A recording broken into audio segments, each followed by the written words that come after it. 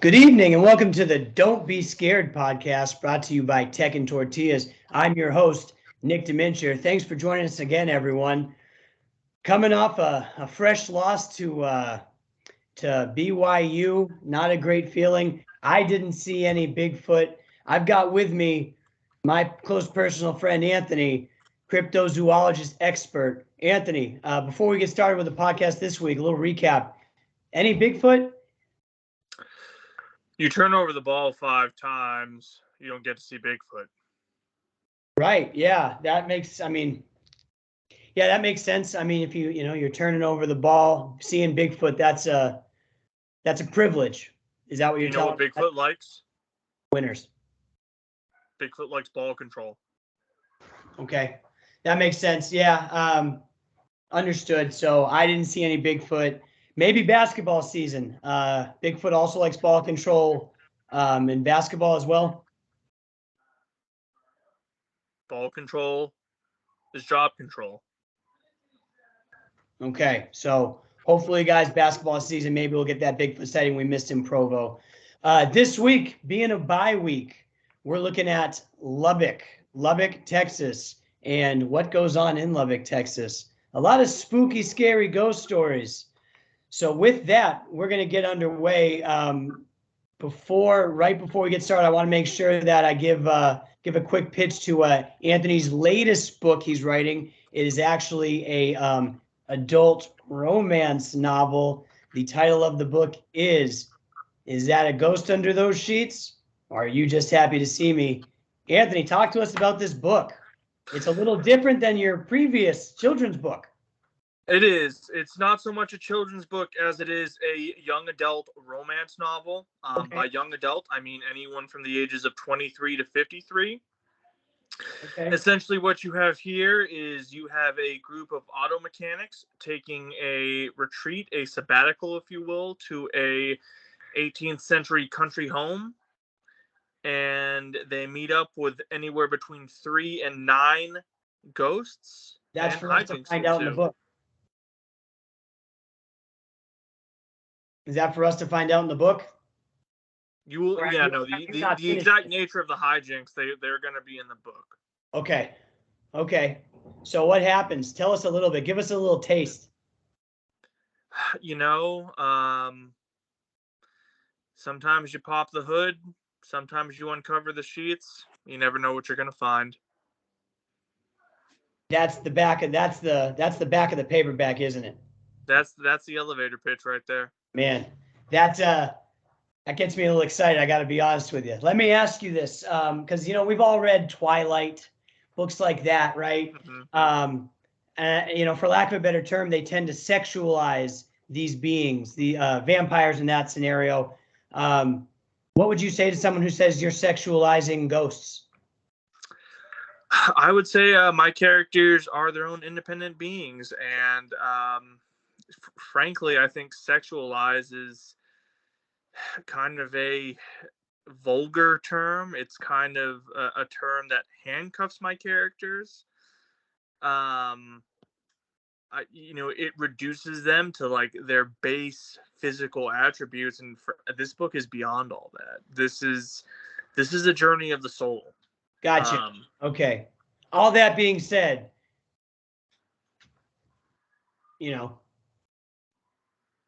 are there some encounters with some ghosts? You know what I mean? Like encounters, liaisons. I'm just wondering. Look, hey, all right, look, you put a title out there like, is this a ghost under the sheets? You just happy to see me? I'm just trying to understand what I'm reading. You got to get the people involved. Okay. The title is the attention grabber. It's all downhill from there. Grab a lot of things. Okay. Grabbing. It's a grabbing kind of book. That's all I'm going to say. I like that. Well, I appreciate you telling us a little bit about your book. I can't personally, me and the missus can't wait to read it. I'm sure everyone's going to enjoy it. So can't wait to see that on bookshelves here pretty soon. So let's get started. Lubbock, Texas, both of us Texas Tech graduates, spent some time in Lubbock. So I've been seeing these spooky stories about some hauntings, some paranormal activity. And, just kick us off like last week. What the heck's a ghost? So a ghost, like a Bigfoot, is an interdimensional being. The ghost is stuck here in our plane of existence, and the ghost, generally speaking, would like to leave this plane of existence, unless, of course, there is unfinished business to resolve.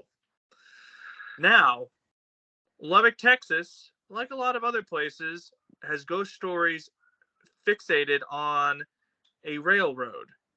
Interesting. Let me ask you something. And you brought this up, I've read it in your studies. So I read it in your studies, and we also heard it last week. You talk about interdimensional. Can you elaborate a little more? So I thought this was just Bigfoot, but it sounds like we're talking anything that's not you and me. You have to think of the dimensions like a 7-layer dip. We are merely one. So are there 7 dimensions? There are any. This is a hypothetical. There could be any number of dimensions. Understood. You have to think of us as one layer. Okay. Perhaps the sour cream. Perhaps the Monterey Jack cheese. Okay. Perhaps the Pico de Gallo. You have to think of the ghosts and the Bigfoot as another layer that has been pushed down by the chip of fate into our layer. And they don't like that. Gotcha. But pushed down they are, and they're here to stay. So I'm going to be honest with you, as wild as that sounds, it makes almost perfect sense. Really, we have to be asking ourselves, who's pushing the chips? Who's the chip? Have you done a study on that? No, that's right now. I don't have the resources for that kind of thing. Okay, but that's the center of the dimensions, is the chip. Okay. That's for a way later podcast. Okay, so let's move forward. So you were talking about railroads. I apologize for the off track. But let's go back to the railroads. Tell me more. So here's what you have to understand. When a human being is hit by a train, it's a lot of force on a small thing. Yep. So not only is the human being adhered to the railroad track, the choo-choo of the train triggers something in the human central nervous system where the spirit cannot leave this plane. Like a brown note? Are you familiar? I'm familiar. I wouldn't call it necessarily that. It's more like an adhesion. Okay. Like a hot glue gun that's been left out and has dripped onto the table. Sorry, I was referring to the choo-choo noise that then hits the nervous system and causes the body to do that. I'll allow it. Okay. I'm just trying to better understand. So then what happens? The human soul becomes adhered to the metal railroad track. The ghosts are allowed to travel upon railroad tracks. However, there is what we would call almost a prison. Sorry to use such a loaded term, but they're not allowed 5 feet beyond or above the railroad track. But they are there, and they must stay there until they can leave. And how does this is happening in Lubbock specifically? Anywhere with railroad tracks. Lubbock has the Hell's Gate, which is right near where Buddy Holly is buried. Buddy Holly and the Crickets. I don't know if you've heard of the famous rock and roll band, the Beatles. I have. But they take their inspiration from the Crickets. Okay. I heard Buddy Holly invented rock and roll. So next to his burial, there's a train track. So tell me more about that. Yeah, so it is your pretty prototypical train track on a bridge that is above what is essentially a mesa in the Lubbock, Texas region, the Llano Estacado. And once again, we talked earlier about the adhesive nature of getting hit by a train, and then you have to factor in the fact that this bridge is raised ground. So the ghosts have nowhere to fall. So Yikes. it is much more of a Sticky situation. They are stuck. So let me ask you something. In your research, in your studies, have you come across anything that could maybe the people of Lubbock could use to possibly help these ghosts pass on, or frankly just get rid of them because they're spooky scary? I'm very glad you brought that up, because me and my team are patenting a special substance that will do just that. Tell me Are more. you familiar with Bugan? I am. So me and my team have patented a substance which is apple cider vinegar, ammonia, and bleach, and we are calling it Bugan.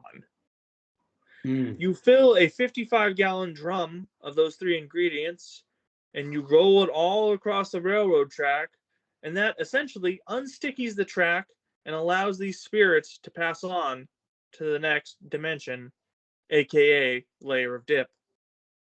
May I ask a couple of things? I'm assuming there's a 4th ingredient that you can't tell us. Proprietary information. Understood. Second question. Where is the government on this? Because it sounds like Bugan is something that every city, town, should have. Why are they not protecting us more from something like this? You know what? I'm going to be honest, and this may be controversial, but quite frankly, the government is in the pocket of big railroad. Always has been. If you played the famous Parker Brothers game, Monopoly, you'll know that the railroad are a very unique property card. And to this day, they own the government, and the railroads call the shots. And quite frankly, they want spirits on them, so people will come see it. That's upsetting. It is. It's going to be upsetting to a lot of our viewers, but I appreciate you telling the truth and letting that come out. And I hope when people watch this, they are able to speak about it as well. So what else in Lubbock? I mean, we've handled train tracks. So that's how the ghosts are getting here. But is there anything else? Correct. Anything else in Lubbock? Now, anything around campus? Anything? So else? On campus in the library on the 5th floor, there is supposedly a ghost that is there. I tried to do my own research into this. Unfortunately, I got up to the 4th floor and rolled my ankle. I'm in shape. Unfortunately, I did roll my ankle on the 4th floor and was not able to reach the 5th floor. May I ask a question? Go ahead. And I'm just going to ask. Okay. Were you just tired? I rolled my ankle. I'm in shape. I rolled my ankle. Okay, here's what I'm going to tell you. I was just asking the question. I answered the question. You asked, I answered. I feel like we put a bow on. We put a bow on the physical fitness portion of this activity. Okay, my job's to get the truth. I gave you the truth. Good. Do I look out of shape to you? I didn't say any of what you just said. I didn't say anything. I'm asking you a question. So do you know anyone that I've been to the 5th floor of the stacks? Mm-hmm. Did you see a ghost? So here's what I'll tell you. I saw some weird stuff. I've seen some weird stuff out there. There was one night I was studying and, I heard a lot of ruckus on the other side of the bookshelves, and I saw some books fall over. And I definitely heard some moans. Pretty spooky. I was so startled, actually, I ran back downstairs. To this day, moans mean ghosts. There's no other any type of long exhaling is a ghost. There's really no other explanation. Well, then I didn't see it, but I definitely heard it, and there were 2 of them. Yeah, no, two long exhales. Yep. Heavy breathing, the smell of sweat. Yeah. Definitely ghosts. There's no other explanation for that. Yeah. So then yeah, I've heard ghosts up there. Pretty spooky stuff. Like I said, something if you saw articles of clothing strewn about, ghosts. Those were the ghosts. Yeah. Okay, I saw a ghost then, or I heard a ghost. Ghosts. Mm-hmm. Yeah. No, I've never heard those noises before since. So pretty scary stuff. What else? So where have you? Is there any other place on campus that you've been that you have seen a ghost, or maybe you know of a ghost story? Well, Jones Stadium actually is some ghosts are there. Go on. So at Jones Stadium, there are ghosts in and around the actual field. And that's because every time Tech loses a game, a spirit is unfortunately trapped at the stadium, which is why it's imperative that Texas Tech win its home football games. It's not just a want from the fan base, it is a need from this dimensional dip we are talking about. So we've moved beyond the want, and we are at a imperative. Are the coaches aware of this? Is Kirby aware of this? I've written letters, and quite frankly, they've fallen upon deaf ears. We'll just say that. So I guess, because here's my thought, I mean, are we dealing with some type of shadow society that wants spirits at the Jones? Do they feel that if there's enough spirits at the Jones, it might be spooky for other teams? Is that possible? Honestly, it's a lot of good real estate, and frankly, I think someone is trying to make a giant haunted house. How big? I mean, how big we talking here? Pretty. If you've ever been to the Spooktacular at Fiesta, Texas, we're talking that size. This is a money-making scheme. This is a money. It's all about the haunted house. Do you know? I mean, seems like the way we're racking up losses, they're trying to get this thing opened up pretty quick. Oh yeah, I think by this time next year, if things continue the way they are, we could be looking at the biggest haunted house the west of the Mississippi. Will that? And this, I understand this is all speculation, I guess. I mean, it seems pretty plausible to me. Is at least some of that money, is it all going back to the haunted house? That is the Jones, or is some of the money going back to the team? I mean, is there a haunted house NIL deal we're looking at? No, the money is going to the University of Texas, and they're going to take it to the SEC with them. How? So it's part of the Pell Grant? Right. It is part of the Puff Fund. The Puff Fund. So not only is University of Texas taking it to the SEC, A&M already has it in the SEC. So along with the natural gas, and this is the government again. This is the government again. The government is not only are they taking the natural gas and oil out of West Texas, they are opening haunted houses in West Texas and giving that money to the University of Texas and Texas A&M University. Did they put a curse or something on the stadium? Is that how the spell, like I mean, how do the spirits get trapped in Jones? I guess is my question. The University of Texas and Texas A&M have a program where they force them there. And what makes me concerned, and please, for all of us, Kirby's not in on this, correct? No, I don't believe he's aware. Well, but he doesn't want to be aware because you've sent letters, correct? I can assume there might be a mole within the Texas Tech University system. Okay. It's happened before. Happened before. It'll happen again. With Mr. James. Correct. We've let people in our ranks before that we're not trusted. One of them is a senator now also? That's the rumor. Okay, so you've really hit us with a lot of information here, a lot of good things to take away. As always, the knowledge you have and just the breadth of that knowledge is I just can't thank you enough. So I guess I got to ask you, and you've kind of touched on it, but what else can we do in Lubbock to stay safe? Just win football games? You got to win football games. You have to buy the Bugan, and you have to make sure that your chips stay human-sized. That's deep. So should we be staying away from 7-layer dip, or was that just a metaphor? I'm pretty confused. No, don't stay away from the 7-layer dip because that's what they want. Okay. But every time you eat 7-layer dip, just remember, that's how this world works. Exactly. Okay. Man, thank you so much. Any parting words for us? I want everyone to enjoy the bye week. I want everyone to enjoy the football.